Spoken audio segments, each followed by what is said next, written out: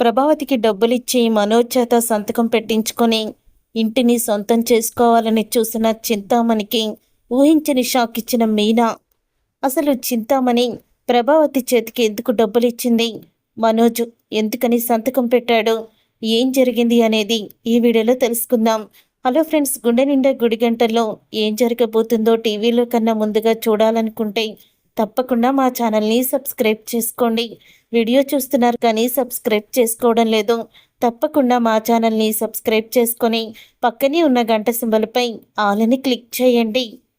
Manoj bank వాళ్ళకి డబ్బులు కట్టకపోయేసరికి ఇక బ్యాంకు వాళ్ళు షాపుకైతే వస్తారు. వచ్చిన తర్వాత మనోజ్, ఏం కావాలి సార్, ఏ ఫర్నిచర్ కావాలో తీసుకోండి, డిస్కౌంట్ కూడా ఇస్తాము అని చెప్తూ ఉంటే, మేము ఫర్నిచర్ కొనడానికి రాలేదు, నీకు నోటీసులు ఇవ్వడానికి వచ్చాము. నువ్వు క్రెడిట్ కార్డులో మొత్తం డబ్బంతా వాడేసి డబ్బు కట్టకుండా తప్పించుకొని తిరుగుతున్నావు, అందుకనే నీకు నోటీస్ ఇవ్వడానికి వచ్చాము. మొత్తం వడ్డీతో సహా 10 లక్షలు అయ్యింది. నువ్వు 2 రోజుల్లో ఈ 10 లక్షలు కట్టకపోతే నీ షాపు సీజ్ చేయాల్సి వస్తుంది, గుర్తుపెట్టుకో. ఫర్నిచర్ షాపు సీజ్ చేసి వేలంపాట్లో పెడతాము అని అనడంతో ఒకేసారి మనోజ్ షాక్ అయిపోతూ, సార్ 2 రోజులు కాదు సార్, ఒక 10 రోజులు ఇవ్వండి, మీ డబ్బు మీకు వెంటనే కట్టేస్తాను అని బ్రతిమలాడతాడు. అయినా సరే బ్యాంకు వాళ్ళైతే ఒప్పుకోరు. ఇంకా బ్యాంకు వాళ్ళు ఒప్పుకోపోయేసరికి ఏం చెయ్యాలో అర్థం కాదు మనోజ్కి.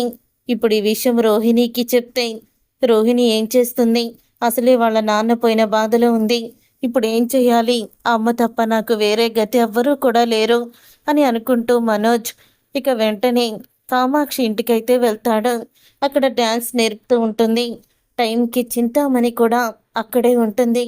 అప్పుడే మనోజ్ ప్రభావతి దగ్గరికి వెళ్ళి అంటూ ఉంటాడు, నీతో ఒకసారి మాట్లాడాలి, ఇలా రామ్మా అని పక్కకి పిలుస్తాడు. వీడేదో మళ్ళీ కొంపలు ముంచే పనే చెయ్యబోతున్నాడు అన్నట్టుంది. వీడు ముఖం చూస్తే అలాగే అనిపిస్తుందని ప్రభావతి అనుకుంటూనే మనోజ్ దగ్గరికి వెళ్తుంది. ఏరా, మళ్ళీ ఏ సమస్య తీసుకుని సచ్చావు అని అడుగుతూ ఉంటుంది. అమ్మా, అంత కరెక్ట్గా ఎలా చెప్పావమ్మా అని అడుగుతూ ఉంటే, నీ ముఖం చూస్తేనే అర్థమైపోతుంది లేరా, ఏం జరిగింది అని అడుగుతుంది ప్రభావతి. ఇలా క్రెడిట్ కార్డులో డబ్బులు ఉపయోగించి ఫంక్షన్లని, కొంచెం ఫర్నిచర్ అని అంతా కూడా నేను కట్టుకొచ్చాను.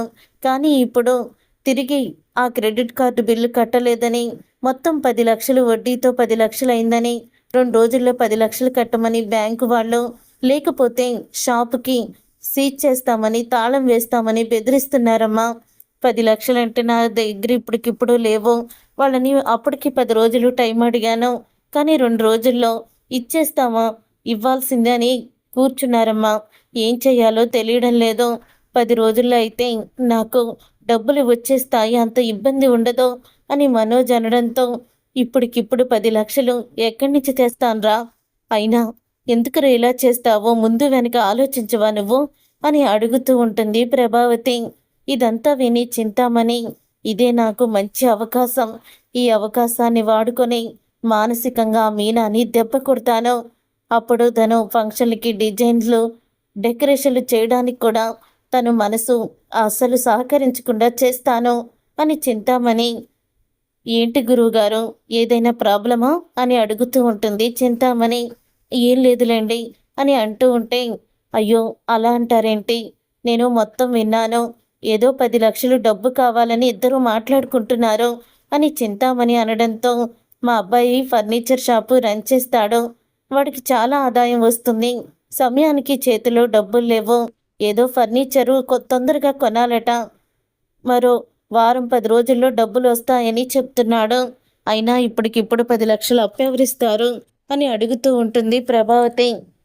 అయ్యో నేను ఇస్తాను కదా, ఎందుకు మీకు అంత భయం అని చింతామణి అనడంతో, అప్పుడే అది విని కామాక్షి, ఏంటి మీరిస్తారా అని అనగానే, అవును నేనిస్తాను, నాకు నోటు మీద ఒక్క సంతకం పెట్టండి చాలు, ఇక నేను చూసుకుంటాను, ఆ 10 లక్షలు మీ చేతిలో పెడతాను ఇప్పటికిప్పుడే అని చింతామణి అనడంతో, మీరు ఎక్కడ కావాలంటే అక్కడ సంతకం పెడతాను అని అంటాడు మనోజ్. మనోజ్ అలా అన్న తర్వాత అప్పుడే ఇంకా చింతామణి తన మనిషిని పిలిపించి ఇక డబ్బు ఇస్తుంది. అలా డబ్బు ఇవ్వడమే కాదు, మనోజ్ చేత ఖాళీ పత్రం మీద సంతకం పెట్టిస్తుంది. అలాగే ప్రభావతిని కూడా పెట్టమంటుంది. ఇక ప్రభావతి కూడా సంతకం అయితే పెట్టేస్తుంది. అలా సంతకం పెట్టిన తర్వాత అప్పుడు ఇదంతా చూసిన కామాక్షి ప్రభావతి దగ్గరికి వెళ్ళి, ఏంటొదినా నువ్వు? ఏం చేస్తున్నావు? నీకు అర్థమవుతుందా? ఎందుకు ఇలా చేస్తున్నావు? అసలు మనోజ్ చేత ఖాళీ పత్రాల మీద ఎందుకు సంతకం చేయించావు అని అడుగుతూ ఉంటుంది. కామాక్షి, అది కాదు కామాక్షి, 10 లక్షలు ఇస్తానంది. ఆవిడంటే నాకు నమ్మకమేలే, నా స్టూడెంట్ కదా, నన్నెందుకు మోసం చేస్తుంది అని ప్రభావతి అయితే అనుకుంటుంది.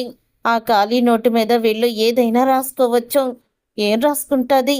ఏమీ రాసుకోరు. ఏదో 2-3 చేసే పనులు రాసుకుంటారు అని ప్రభావతి తేలిగ్గా తీసుకుంటుంది. అలా తీసుకున్న తర్వాత ఇదేదో కొంపలు ముంచే వ్యవహారంలాగే ఉంది.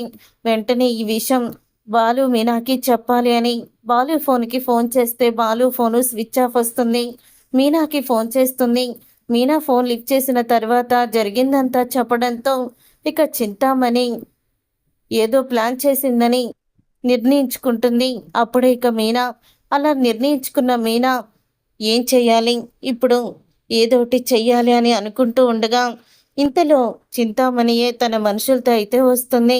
వచ్చిన తర్వాత అప్పుడే ఇక చింతామణి, మీరందరూ ఇల్లు ఖాళీ చేసి వెళ్ళిపోవాలి, నేను ఇంటిని కొనేసుకున్నానని చెప్పడంతో ఆ మాట విని ఒక్కసారి అందరూ షాక్ అయిపోతూ ఉంటారు. అప్పుడే ప్రభావతి, ఏంటి చింతామణి ఏం మాట్లాడుతున్నావు? మేము ఇల్లు అమ్మడం ఎప్పుడు అమ్మాము, నువ్వు కొనుక్కోవడానికి అని అడుగుతూ ఉంటుంది ప్రభావతి. అదేంటి, మీ ఇల్లు మొత్తం నాకు రాసేసి నా దగ్గర మీరు మొత్తం 40 లక్షలు తీసుకున్నారు కదా అని అనగానే ఒక్కసారి షాక్ అయిపోతూ ఉంటారు అందరూ కూడా. ఇక ప్రభావతి, ఏంటి మీరు చెప్పేది? నేనేంటి, అసలు ఏం మాట్లాడుతున్నారు మీరు అని అనగానే, నా దగ్గర మీరు డబ్బులు తీసుకున్నారా అని అడుగుతూ ఉంటుంది చింతామణి. తీసుకున్నాను, 10 లక్షలే కదా, మా వాడు సంతకం పెట్టాడు, మరి 40-30 లక్షలు అంటారేంటి అని అడుగుతూ ఉంటుంది ప్రభావతి. ఏంటి ప్రభా, ఏం జరుగుతుంది ఇక్కడ అని అనగానే, నేను చెప్తాను మావయ్య గారు, మీ పెద్ద సుపుత్రరత్నం మళ్ళీ ఘనకార్యం చేసి బ్యాంకు వాళ్ళకి 10 లక్షలు అప్పు పడ్డాడు. ఆ 10 లక్షలు కట్టమని వాళ్ళు పీకుల మీద కూర్చున్నారు. వారం రోజులు టైం ఇచ్చినా కట్టమన్నారు. అప్పుడు ఈ చింతామణి గారు తన దయాగుణంతో అత్తయ్య గారికి 10 లక్షలు ఇచ్చి ఈ మనోజ్ చేత ఖాళీ నోటీస్ మీద సంతకం పెట్టించుకుంది. కానీ వీళ్ళిద్దరికీ కూడా ఇంత తెలివి తక్కువ దద్దములని అనుకోలేదు. అసలు ఖాళీ పత్రాల మీద ఎవడైనా చదువుకున్నవాడు సంతకం పెడతాడా అని అడుగుతుంది మీనా. అప్పుడు ఇక బాలు కూడా వస్తాడు. ఈ చింతామణి ఇక్కడుంది ఏంటని అడిగితే జరిగిందంతా చెప్పడంతో, మీరు అసలు బుద్ధి లేని గాడిదలా తయారవుతున్నారు, మిమ్మల్ని చూస్తుంటేనే అసహ్యం వేస్తుంది అని అంటూ ఉంటే అప్పుడే చింతామణి, మీరు తర్వాత కొట్టుకోండి, మా మా పని మమ్మల్ని చేసుకొనివ్వండి, ఇల్లు ఖాళీ చేసి వెళ్ళిపోండి అని చింతామణి అయితే చెప్తుంది. అప్పుడే మీనా, ఇల్లు ఖాళీ చేసి వెళ్ళిపోవాలా? ఎందుకు వెళ్ళాలి? మా అత్తగారు నీకు ఇచ్చింది 10 లక్షలే, అది కూడా వారం రోజుల్లో ఇస్తానని చెప్పింది. కానీ నువ్వు మాత్రం అది వినిపించుకోలేదు.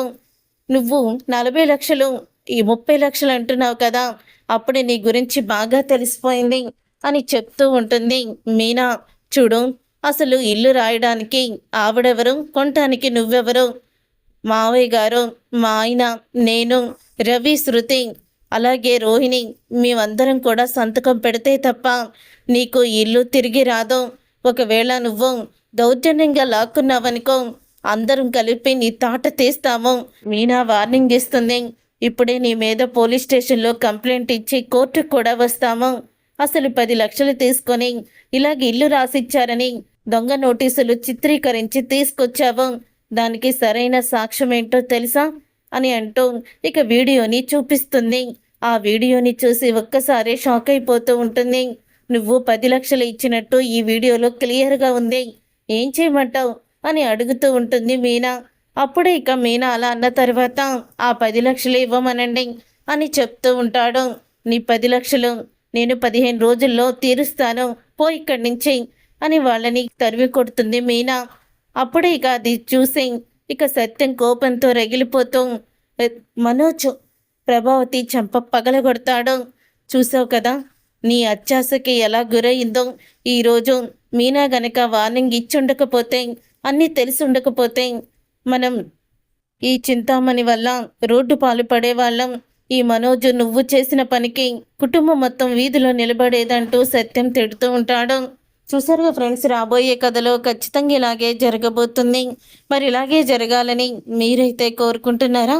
అయితే వీడియోని తప్పకుండా లైక్ చేసి ఛానల్ని సబ్స్క్రైబ్ చేసుకొని పక్కనే ఉన్న గంట సింబల్పై ఆల్ అని క్లిక్ చేయండి.